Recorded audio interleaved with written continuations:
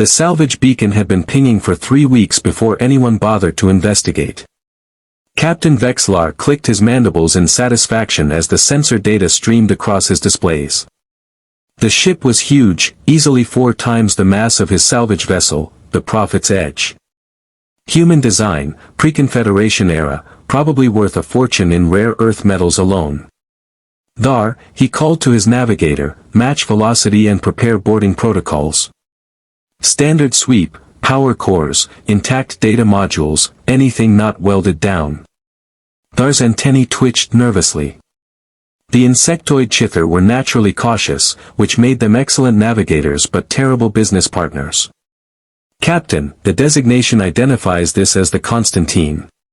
That name appears in the historical databases. And it vanished during the Helvex Expansion. 200 years ago. Vexlar's 4 eyes narrowed. The Helvex Expansion had been brutal, a decade-long war that had consumed 12 systems before the Helvex Collective finally collapsed under its own weight. Millions dead. Entire species pushed to the brink. Even better. Pre-war human technology. Do you know what their emergency life support systems alone would fetch on the open market? He pulled up the external cameras as they drifted closer. Besides, any humans aboard have been dead for 2 centuries. Nothing but ghosts and profit, my friend. The Constantine was a monument to violence. Plasma scoring covered the hull in black streaks. Micrometeorite impacts pocked the surface like a disease. An entire section of the aft quarter had been sheared away, exposing twisted metal and frozen debris. But it was the holes that caught Vexlar's attention. Dozens of them, perfectly circular, punched through the hull with surgical precision. Helvex boarding torpedoes, Thar said quietly. They must have been trying to escape. They failed. Vexlar keyed the airlock sequence. Which means everything inside is preserved. Vacuum-sealed Prophet. Prep your toolkit. Act 2. The interior was a tomb. Their suit lights carved through the darkness, illuminating frozen corridors and drifting debris. The life support had failed completely, no heat, no air, no power. Everything was preserved exactly as it had been when the ship died. Main engineering first, Vexlar ordered. Then we work our way to the bridge. Stay alert for Captain. Thar's voice was strange. You need to see this. The hold was massive, designed for cargo containers or supplies. But instead of goods, it was filled with pods. Thousands of them, stacked floor to ceiling in organized rows. Cryo-pods. Vexlar felt something cold settle in his stomach. Is this a colony ship? Yes. Thar moved between the pods, his scanner flickering. But these aren't colonists. Look at the markings. Each pod bore different symbols, different languages, different species. Vexlar recognized Chither script, Vorlon pictographs, even the mathematical language of the crystalline Shah. These are refugees, Thar whispered. From the Helvex Advance. On a human ship. Vexlar pushed past him, scanning the pods. All dark. All dead. The cryosystems had failed when the power died. Why would humans fill their colony ship with aliens? Because they were running, a new voice said. Vexlar spun, plasma cutter raised. The figure emerged from behind a pod stack, a human, or what remained of one. The suit was ancient, patched with tape and sealant. The face behind the cracked visor was gaunt, frozen, dead for centuries. But something glowed faintly on its chest. A small emergency recorder, still powered by a radioisotope battery. Playback, Vexlar commanded. The hologram flickered to life. The human was younger, healthier. A woman with short dark hair and tired eyes. This is Chief Engineer Sarah Okoro of the colony ship Constantine. If you're seeing this, then we didn't make it. The hologram glitched, then stabilized. 12 days ago, Helvex forces overran the Kepler crossing station. We were 3 days out when the distress calls started coming in. Thousands of people, humans, yes, but also Chithar, Vorlons, Shah, anyone who could reach an escape pod. The Helvex were taking prisoners. We all knew what that meant. Vexlar knew too. The Helvex had needed labor for their war machine. Slaves. Captain Reeves gave the order to turn back. Some of the crew objected. We had 2,000 colonists in cryo, our own people, our mission. But the captain said, he said that anybody running from the Helvex was our people. So we turned around. The hologram flickered again. When it returned, Sarah looked older, exhausted. We saved 8,312 souls. Filled every cargo hold, every empty space. We had to put our own colonists in emergency suspension to make room. The plan was to run for the sanctuary systems, neutral territory, beyond the war. But the Helvex found us. Act 3. The hologram changed. Sarah was now in an emergency helmet, alarms wailing in the background. They're boarding us. Torpedoes punched through sections 4 through 9. We're venting atmosphere, the reactors destabilizing.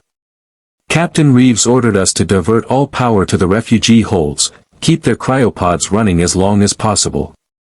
The crew voted. Unanimous. We shut down our own sections. Redirected everything to keep the pods active. Maybe, we thought, maybe someone would find them. Maybe they'd survive, even if we didn't. Sarah's hands were shaking now. The Helvex are in engineering. I'm in the auxiliary corps, but they'll find me soon. I'm leaving this message because I want whoever finds this ship to understand. We didn't fail. We saved 8,000 lives. They're alive, in those pods, waiting. Please take care of them. Tell them humans kept their promise. Tell them. The hologram ended abruptly. Vexlar stood in silence. Around him, thousands of dead aliens stared out from dark pods. The humans had given everything, power, heat, air, their own lives, to keep the refugees safe. For 12 days, maybe longer, they'd survived in the cold and dark, protecting people they'd never met. And then the pods had failed anyway. The calculations were wrong, Thar said softly. He was examining a terminal. Look. The humans estimated they had 14 days of reserve power. They sacrificed themselves for 14 days of life support. But the battle damage was worse than they knew. Secondary power coupling failed after 6 days. The pods never made it. Vexlar felt something break inside his chest. All of it, the courage, the sacrifice, the impossible kindness, all for nothing. The refugees died anyway. The humans died for nothing. No. Thar's antennae were vibrating. Captain, look at this. Hold 7. Hold 7 was different. Smaller. Military grade. And the pods inside were still glowing with faint emergency power. Stasis pods, Thar breathed. Military specification. They have their own independent power cores. Radioisotope batteries, designed to last centuries. Vexlar ran to the nearest pod. Inside, a small Chithar child floated in suspension. Living. The readouts were green. How many? Thar was already scanning. 47.